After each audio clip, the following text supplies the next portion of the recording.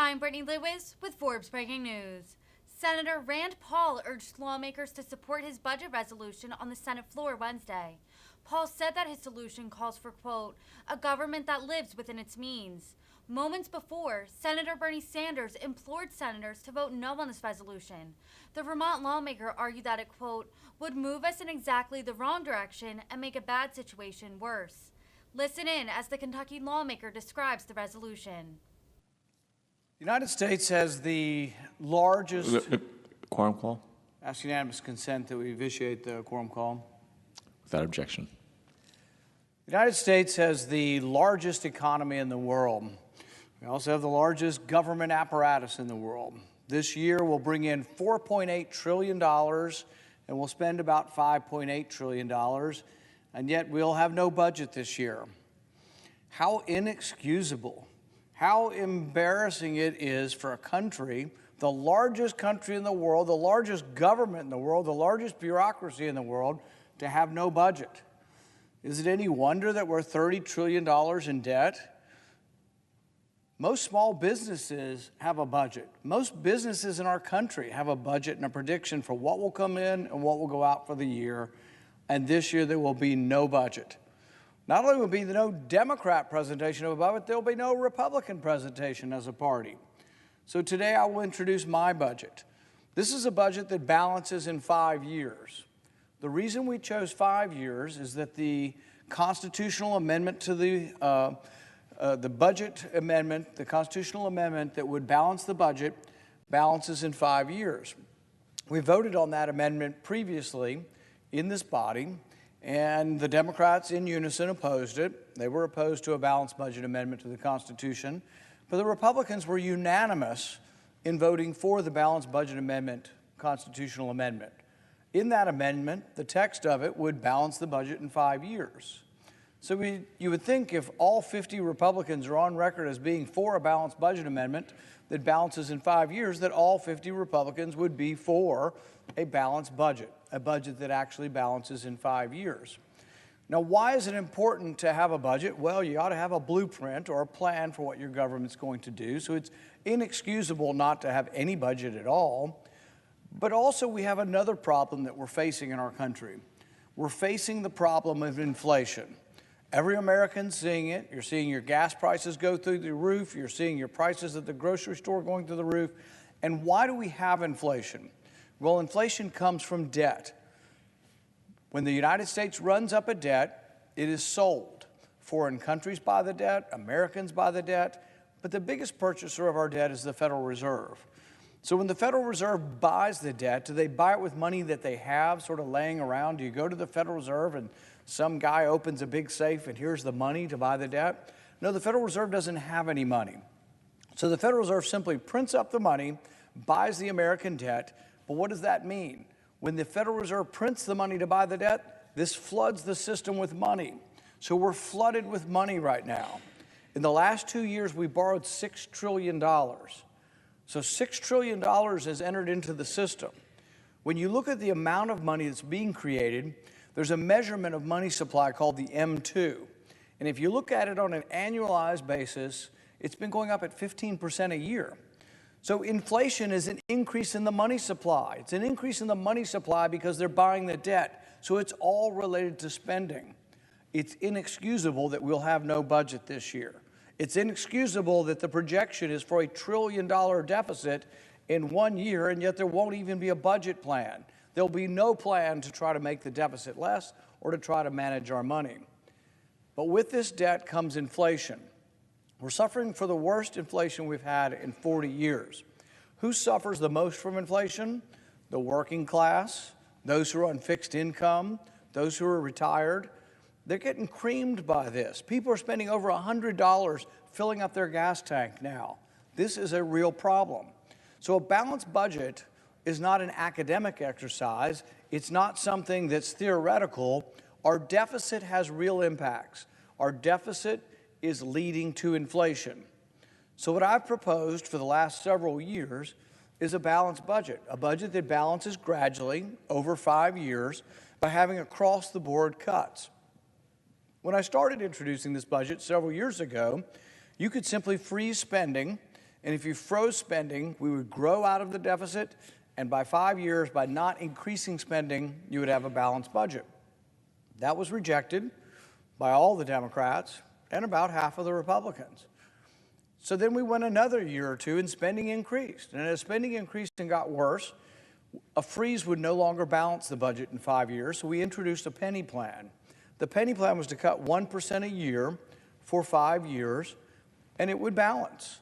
But still, the Congress ignored my admonition on this, and the spending got worse.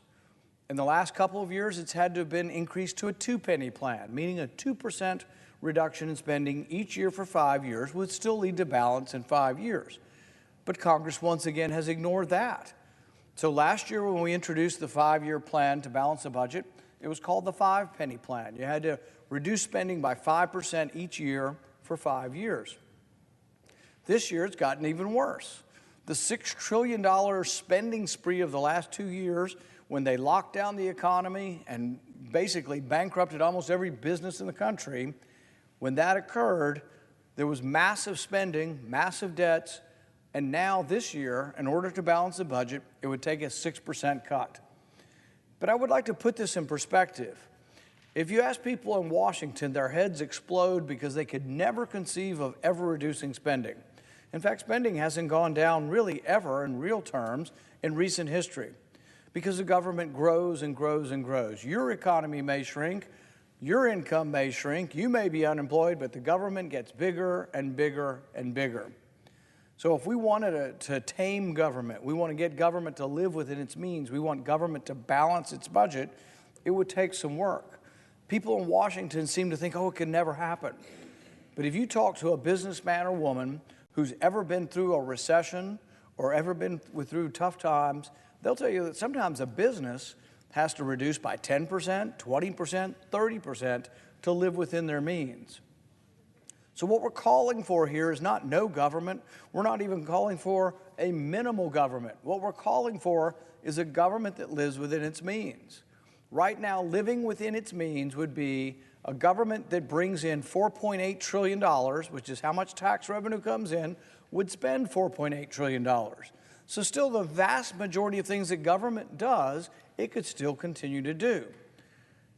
But it would have to spend less. We would have to have real restraint in spending. The best way to perceive it is this. Imagine the thing that you want from government that you think is so popular nobody could touch. Let's take, for example, research for cancer or research for Alzheimer's disease, something that so many people advocate, so many people are emotionally charged with.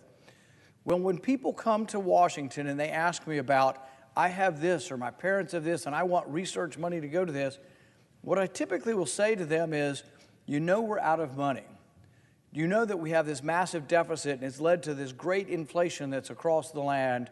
What if we told everybody that they had to have a little bit less? And they look at me and they say, well, what would that mean? And I say, well, let's say that your research project, the cancer research or the Alzheimer's research, got $100 million last year. In order for all of us to tighten our belt, in order for all of us to balance the budget so we could be stronger, in order to tame the inflation that is eating us alive, you would get $94 million next year. So we're not talking about sort of eliminating whole facets of government. What we're talking about is everybody would have to deal with less. There's so much waste throughout government. You look at the National Science Foundation. The National Science Foundation is one of the most wasteful agencies in government.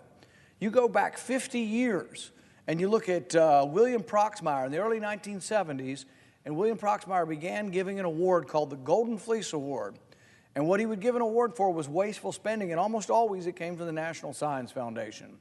One of the first ones he gave an award for was $50,000 to discover what makes people fall in love. And he just thought it was ridiculous that we would be spending money on that, and I agree.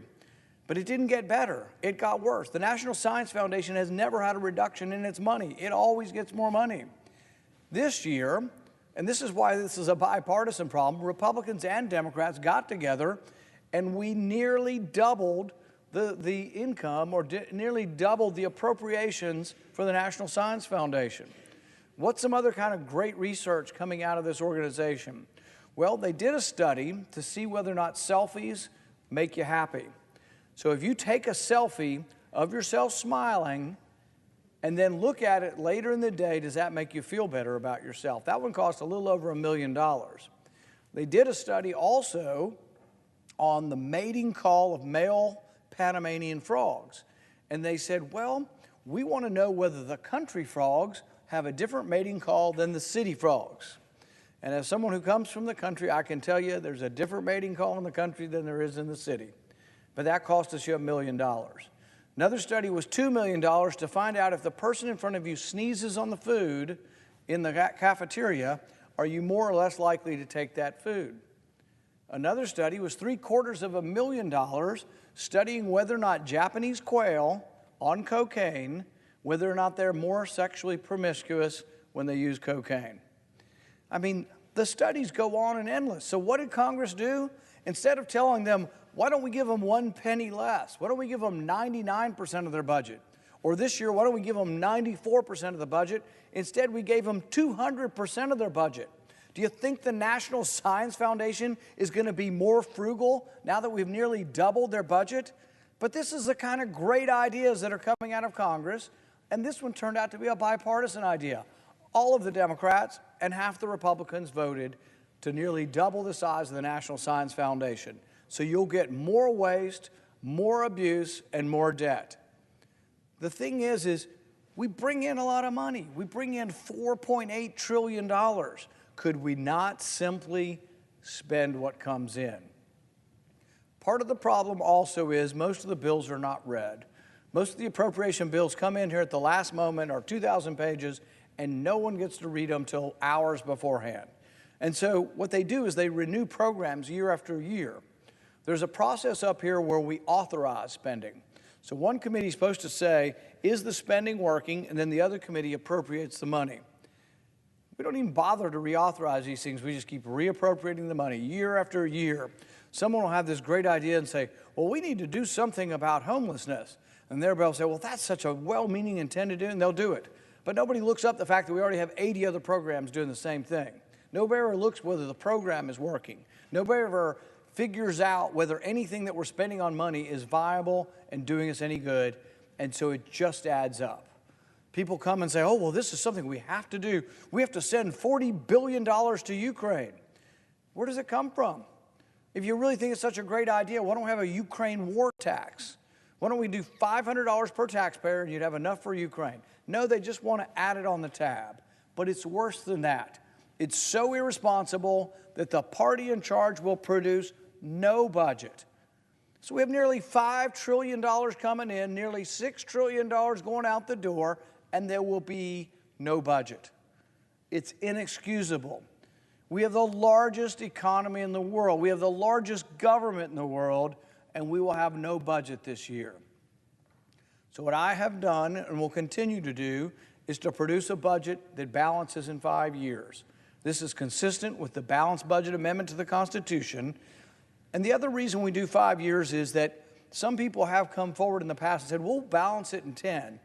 It becomes so long and unbelievable with the cuts in years 9 and 10 that they never happen, that it really hasn't become a good document even when budgets are put forward. I think if we were to balance our budget, I think we'd be a stronger nation. It's the way we would combat inflation. If you see the people representing the party in power, the Democrats, you see them on TV, they are scratching their heads. They have no idea. They're like, we've tried everything. But they don't even understand the problem. They have no idea where inflation's coming from. Inflation comes from debt. When the Federal Reserve buys the debt, that creates the inflation. Because the Federal Reserve has no money, the money is printed up, and the money floods the system. But it's also part of a bait and switch. These are people who run for office and say, we will bring you free things. We will bring you baubles. We will bring you manna. We will give you free stuff. But we all instinctively know that nothing in life is really free. So the free stuff that they're going to bring to you is paid for through inflation. So we have to get away from this. We have to get to the point where we say, we're smarter than this. When a politician calls you up and says, give me your Social Security number and I'll send you $1,000, that's what this is. It's an internet scam. It's a phone scam. They're asking for your vote by saying we're going to give you free stuff. There is no free lunch. There is nothing for life in life that you will get without working. But what we've done is political parties and politicians, sometimes in both parties, offer free stuff to people. But right now we're paying the penalty. We're paying the piper. We're paying the inflation tax. And the inflation tax is a tax because we've overspent. Inflation will continue to get worse until we begin to reduce the debt. You got to quit digging the hole. We have this massive hole of debt, and we have to quit digging the hole deeper. So this budget will be a budget that balances in 5 years, and I recommend a yes vote. And with that, I move to proceed to calendar 397 S-Con Res 41. The clerk will report the motion. Motion to proceed to calendar number 397, Senate Concurrent Resolution 41, setting forth the congressional budget for the United States government for fiscal year 2023 and so forth. Ask for the ayes and nays. Is there sufficient second? There appears to be. The clerk will call the roll. Ms. Baldwin, Mr. Barrasso, Mr. Bennett, Mrs. Blackburn,